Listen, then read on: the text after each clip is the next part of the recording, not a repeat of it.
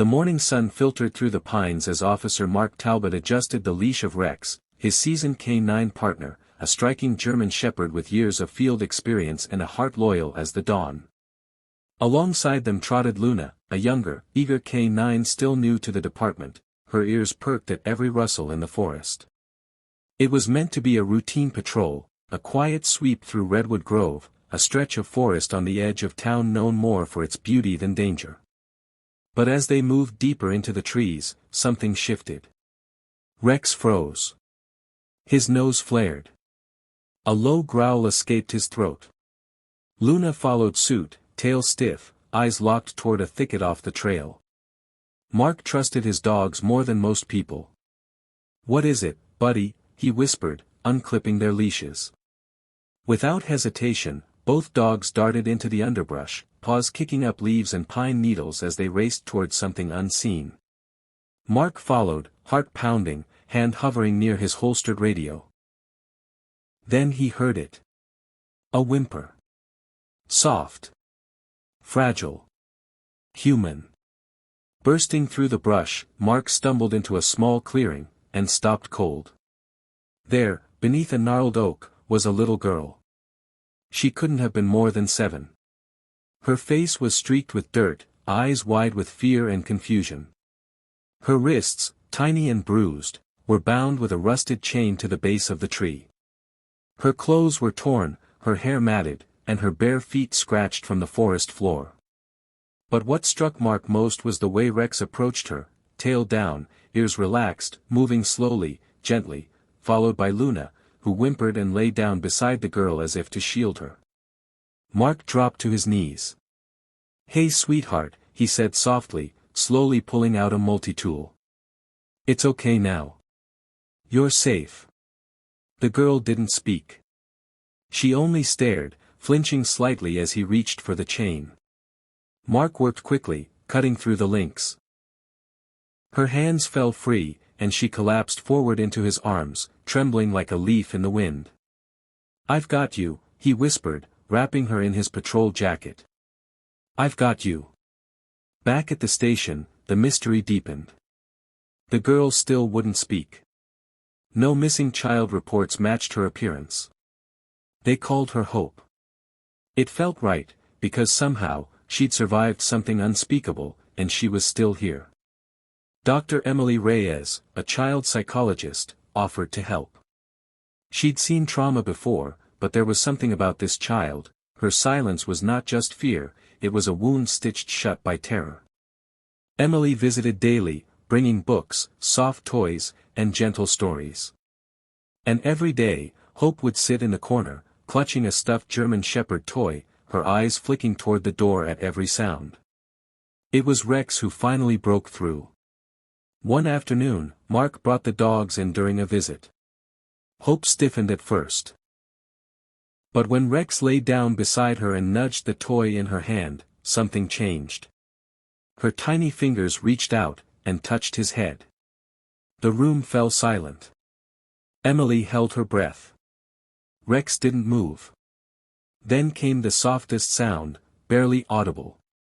"Good boy," Hope whispered. Tears welled in Emily's eyes. "Yes, sweetheart. He's a very good boy." From that moment, the ice began to thaw.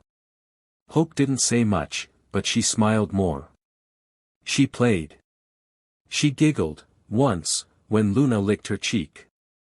It was like watching the sun rise after a year-long night.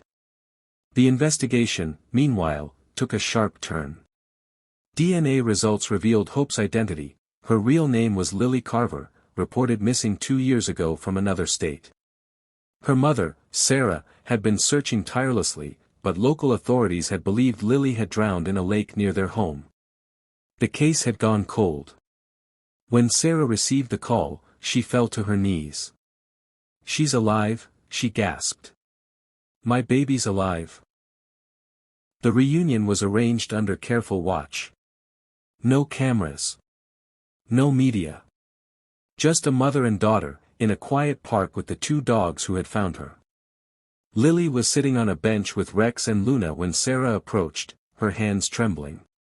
"Lily," she whispered. The little girl turned. Something in her face flickered.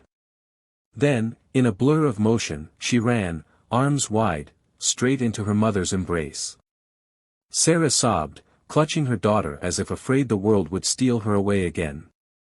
"I looked for you every day," she whispered into Lily's hair. "Every single day."